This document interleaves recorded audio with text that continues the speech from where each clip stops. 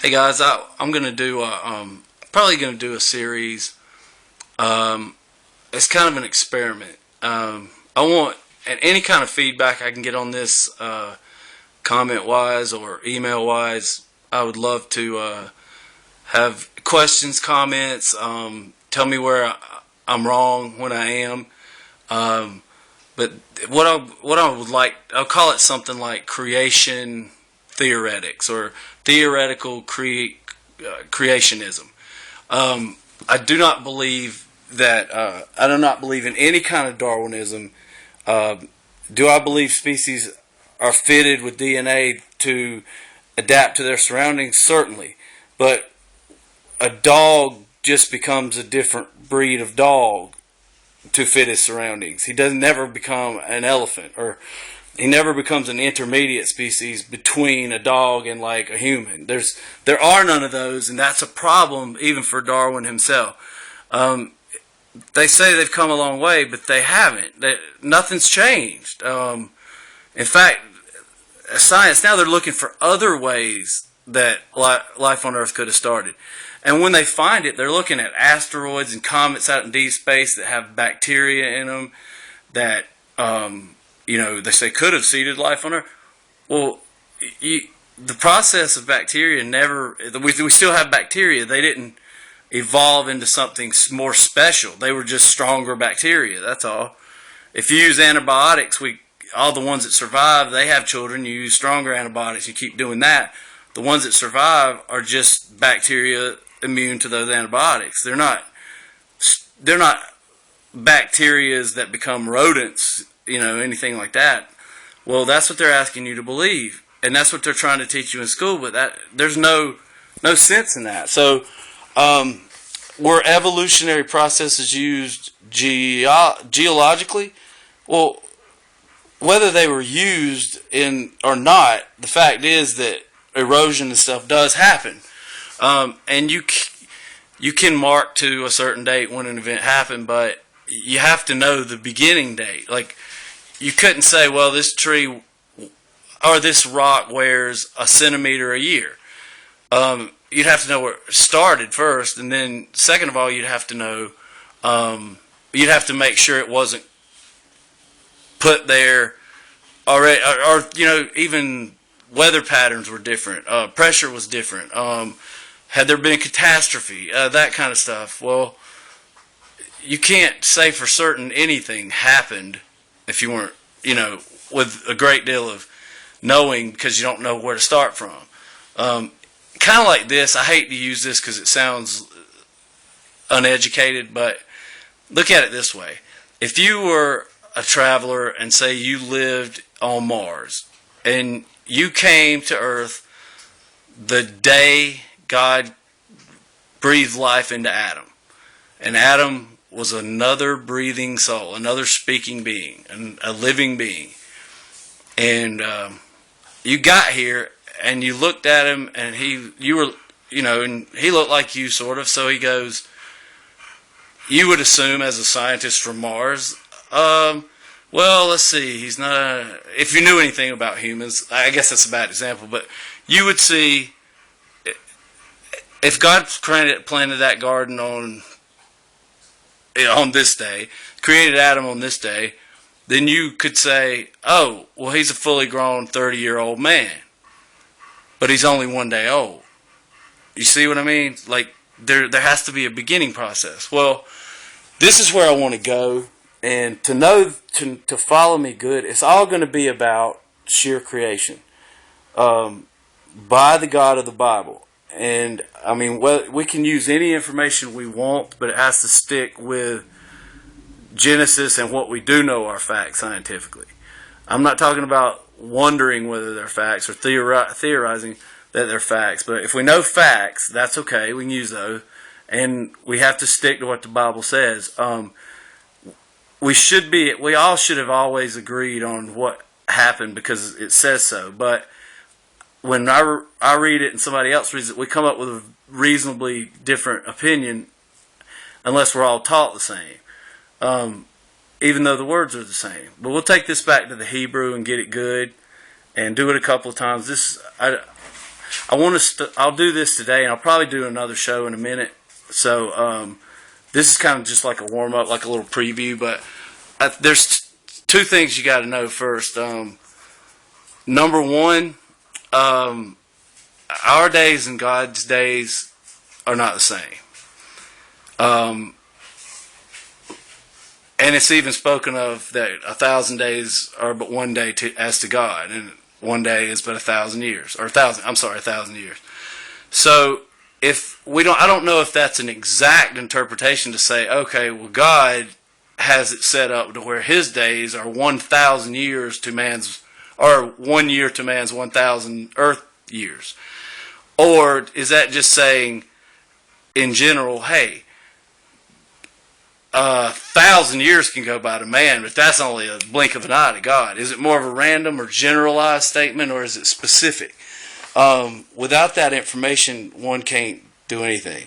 Well, the problem that most Christians fall into this way, that are strict, nope, the earth is 7,000 years old, and it very well could be. I don't know how old the earth is, and neither does anybody.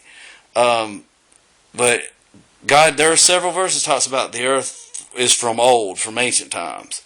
And I'll take you through some stuff that'll even have you wondering whether or not there were two floods, not just Noah's, but a flood at the time of, right at the beginning of creation. And God covered everything with darkness, and therefore had to come back and say, let there be light, when He went to reseed the earth. That's called gap theory. I'd say if you were look into gap theory, I have an upload on my other channel, 3JTone7. That's 3JATONE7. It's called "There Has to Be a Gap Theory," sort of. And what I mean by that is people have gap theories, but let's just say, for what I do know, like, they're not always Bible savvy, okay?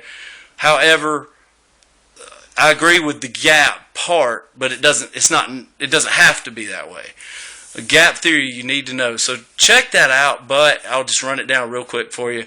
It simply means that in verse 1, chapter 1, in the beginning, God created the heavens and the earth. Or in the beginning, when God began creating the heavens and the earth. Ever how you want to put it, it is period. And it's supposed to stop, period. Then there's a gap, an epoch of time, where all these wonderful things and terrible things happen. Because there had to be, first of all, Satan was perfect in his ways. He walked with God. He was upright. He did what God told him. He was the guardian cherub. He played this role. Well, in what time did that happen? Because we already know Satan was evil by the time we see him in the Garden of Eden with Eve. So there had to be a time for that to happen. Now, it could have happened before, but I assume Satan's part of the universe and not godlike. And so I agree that there has to be a gap of time in there somewhere. That just seems to be the best place. And the big factor is you have to read verse 2 as, and the earth became void and formless. Why would God bother creating the heavens and the earth and then come back and say, why would He make something become void and formless? And in the literal translation in Hebrew, it reads, and the earth became void and formless. But in your Bible, it'll say, and the earth was void and formless. Which would make sense if you started with a ball of clay and you were going to build stuff on it. We'll try to figure out which one of those are correct. Anyway, gap theory says that's not the case. God created it perfect. Because technically, why go back and describe all these events of creation in chapter 1, stop, and then start in chapter 2 and re-describe them in a different way? However, why say God created the heavens and the earth at all? Why not just start out with God said, let there be light, and then say, and then on day 1, God created this, and on day 2, He created, well, because that would pretty much just encompass God created the heavens and the earth.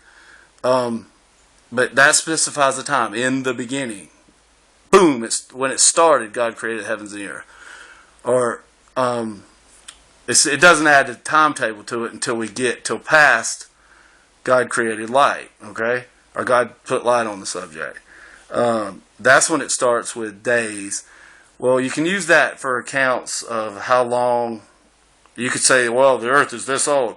Well, and we'll talk about Einstein's relativity, but years are not. Somewhere else in the universe, there's a thing called time dilation, and as something gets closer to the speed of light, it literally its time slows down. Like if I were to go the speed of light and you were to stay here, and I came back in 10 minutes, you would have aged 4 years or so. And I'll explain to you how that works and why it's so. And it can be proven. It is a fact. We have to adjust our GPS satellites because they're moving and they're faster than we are relatively. So, and they're at a different gravity, so to speak. You know, they're away from the Earth a little bit. That they have to adjust their clock for time dilation. Otherwise, your GPS would be wrong. Because they would start falling. Their time would be, even though they would experience a second as a second to them, it wouldn't be a second to us. You see, if I were traveling in that ship going towards light, I still would experience my watch the same. My body would age 1 second, but your clock would be traveling much faster if you weren't. You understand? And we can go through the science of it, and I'll diagram some stuff for you, but need to kind of understand that gap theory because we'll be going over it a lot. And really, this is just all I want to do. This is just a think tank for what does it mean when God said it. And God created all the wild animals. What are we talking about?